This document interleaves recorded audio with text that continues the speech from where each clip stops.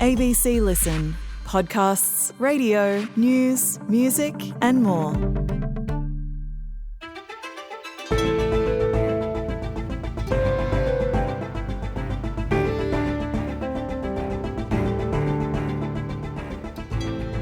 Imagine a solar farm so big you can see it from space. Well, Aussie billionaire Mike Cannon-Brookes has been given the green light to build it in the Northern Territory. The catch is some of the power it produces would be exported to Singapore. Today, Giles Parkinson, founder and editor of reneweconomy.com.au, on what will be the biggest renewable project in the world. I'm Sam Hawley on Gadigal land in Sydney. This is ABC News Daily.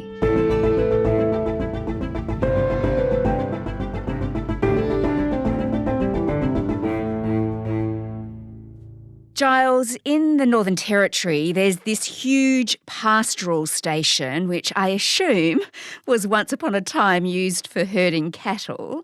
It's government land leased out. Just tell me about that property and where it is.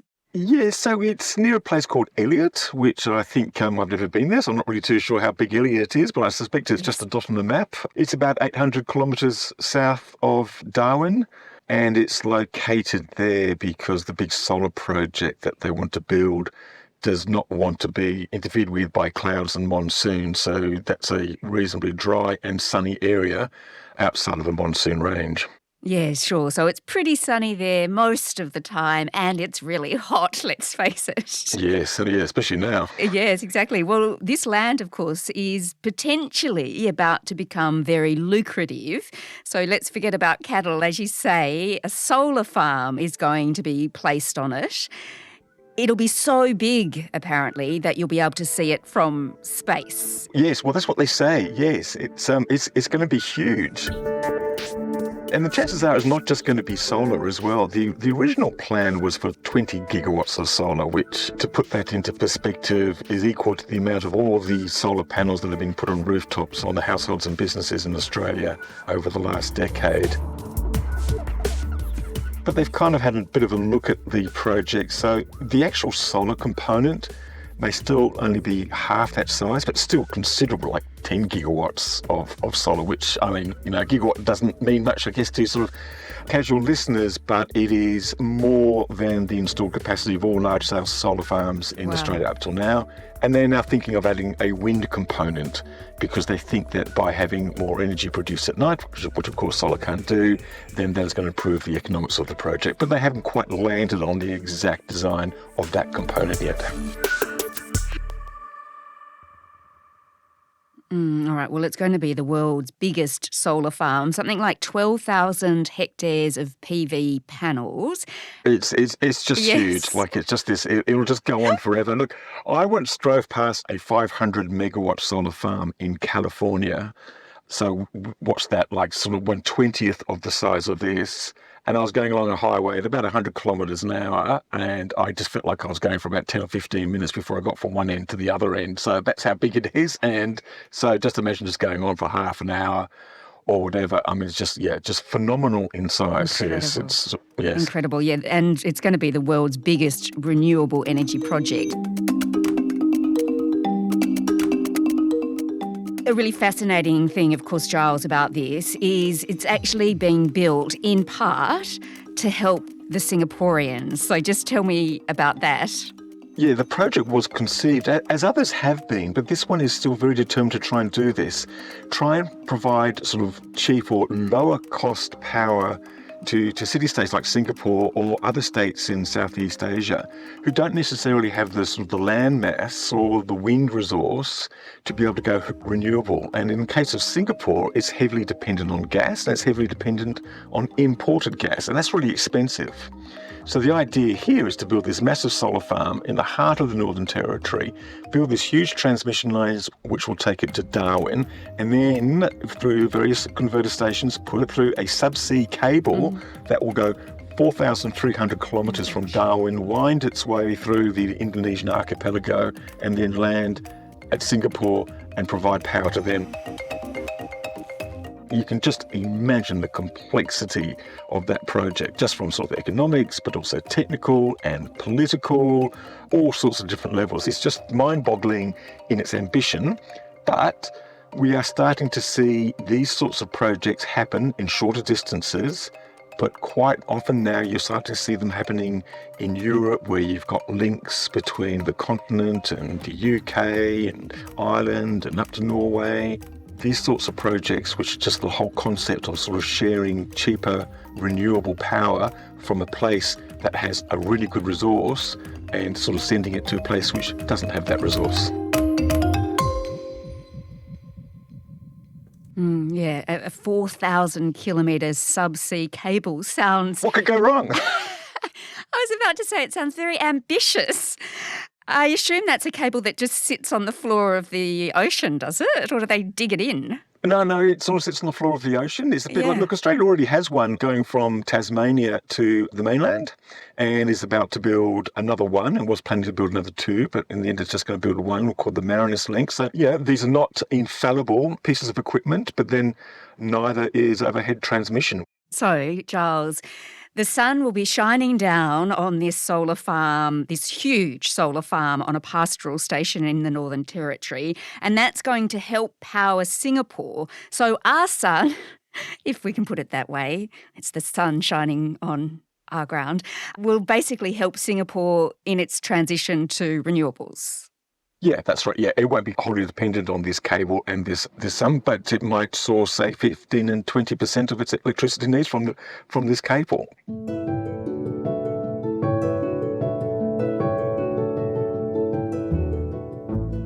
I want to talk with you, Giles, soon about whether this is really good for us as a nation. Some people might be questioning why we're assisting Singapore when we could have better connections to solar ourselves at this point. But first, on this project, there is massive money, of course, involved, upwards of $35 billion. It's been a pretty long journey and it's involved, hasn't it, a couple of Aussie billionaires. Yes, well, look, I mean, one of the interesting things about the renewable industry is a bit like sort of a sport. It sort of involves sort of, big plans, big money, big egos and sort of interesting technology and stuff like that. And that's exactly what we had here. So Andrew Forrest is the head of Fortescue Metals and now a green energy advocate, one of Australia's richest men, was involved in this project, as was Mike Cannon-Brookes, the software billionaire, who's also very much a green energy advocate and also one of the country's richest men. Now, they both were involved in the early stages, putting in money, and they gladly joint funded this project. And then they had different views about what was feasible and what was not feasible. Mm-hmm. Andrew Forrest did not seem to like the idea about this subsea cable to Singapore. He did not think that stacked up. And he wanted to sort of direct the project towards the domestic market and specifically green hydrogen, whereas Mike Cannon-Brookes kept on with the idea that no, we think it can support both green manufacturing in Darwin, which remains an important component of the project, but also this subsea cable to Singapore. All right, well, billionaires don't necessarily all think alike, obviously. No, well, they had a bit of a bidding contest. So what happened was that they couldn't agree on the funding and what the future of the project was. So had a bit of argument, and then it went out to some sort of tender, and the upshot of it was that Cannon-Brookes won that tender, and he's now in control of that project. All right, well, Andrew Forrest is out. Cannon-Brookes is still in, so this project is going ahead regardless of any misgivings surrounding it, because the Environment Minister, Tanya Plibersek, approved the project last week. It is really transformative for the Northern Territory. It'll generate jobs, it'll bring wealth, it'll give us whole new export industries from the Northern Territory. So when will this mega solar farm be up and running, do we know? Well, it's going to be a few years yet. They're expecting to reach a financial investment decision by 2027. Mm-hmm. So that's still 3 years away. And then it will take another year for them to reach what's called financial close. Yeah. and then they hope they can do that in 2028. So then they've got all the funding lined up for the project, and then they will start construction, and then it might not actually be complete or start generating its first power and transmitting it and transporting it to Darwin until the early 2030s. And there's lots of things to be lined up here, because even though we've talked about Singapore, the first stage of the project is very much focused on Darwin and supplying green industries in the Darwin area and the Middle Arm precinct. But those industries don't exist yet. So they've basically got to find sort of potential customers who will buy that power, because there's no point building a big solar farm and no one's going to buy the output, because it's just this multitude bigger than what the Darwin city demand is. So they've been told, and they've started to talk with potential customers who will build factories or processing plants or whatever it might be in Darwin, attracted by the port facilities and this promise of low cost and clean power.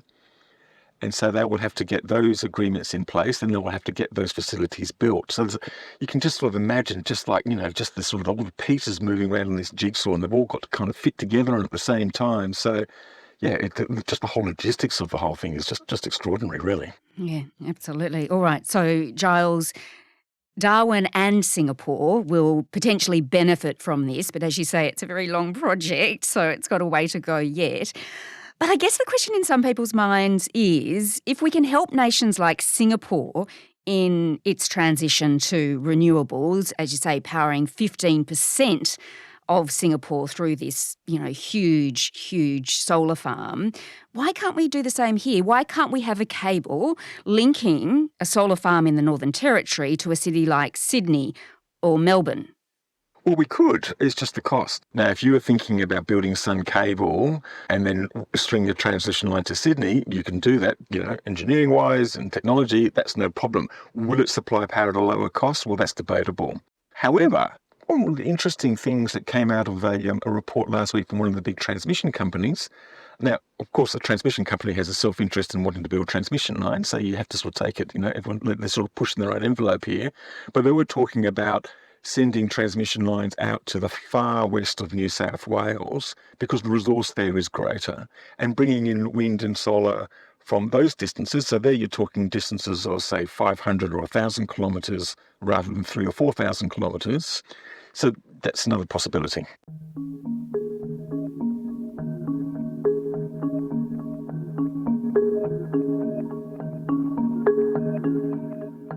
Well, the government, of course, says it will make us a renewable hub for the world. But my question is that good for us? Do you think it's good for us to build these massive solar farms and really power other nations? Oh, definitely. I mean, Australia's economy at the moment is heavily dependent on fossil fuel exports. We're one of the three biggest fossil fuel exporters, coal and gas in particular. That's not going to last forever because the world will stop buying it as they transition to sort of clean energy. So Australia needs to replace those imports somehow. We've got this fantastic wind and solar resource. So this is just, having a line strung from Australia to another country like Singapore is just one of the opportunities that are being sort of identified for us to become a green energy exporter. Then we could become a big base for green energy and green products. So people are talking about green iron and sort of fertilizers and, aluminium and steel. There's all sorts of possibilities. A lot of work needs to be done on that, but that is the vision. And then it'll be good for Australia because inevitably that will allow for cheaper power within Australia, because just the sheer scale of these developments, the savings from that scale will be quite considerable. The commodity, once you've actually built those plants, is essentially free. It comes from the wind, it comes from the sun. So do you think, Giles, that this project is really viable, or will Andrew Forrest's concerns turn out to be founded? It is as we said, 4,000 kilometre cable under the water. What could possibly go wrong? They've invested, it must be at least $100 million. It's probably going on to $200 million. They obviously think that it could potentially stack up. So no, we don't know that, yes, it will be built and that it will work, but they sure as heck obviously think there's still a chance that it will, and they're investing a lot of their own money into giving it a red hot crack. Giles Parkinson is the founder and editor of reneweconomy.com.au. This episode was produced by Sydney Peed, Cara Jensen-McKinnon and Anna John. Audio production by Sam Dunn. Our supervising producer is David Cody. I'm Sam Hawley. To get in touch with the team, please email us on ABC News Daily at abc.net.au. Thanks for listening.